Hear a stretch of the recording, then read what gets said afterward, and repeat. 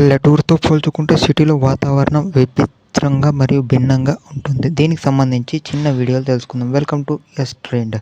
సిటీలు అనేది మనకి ఎండాకాలంలో వేడి అనేది విపరీతంగా ఉంటుంది. దీనికి పల్లె సిటీలో అనేది తారు రోడ్లు, ఇంకా సిమెంట్ బిల్డింగ్లు ఇవన్నిటిని అనేవి పగటు ఉన్నటువంటి వేడిని పీల్చుకొని రాత్రి అనేది వదిలేయడం వల్ల పగలతో పోల్చుకుంటే రాత్రి సిటీలో అనేది వేడి విపరీతంగా అనేది ఉంటుంది. మీరు కూడా దీన్ని గమనించే ఉంటారు అనుకుంటా.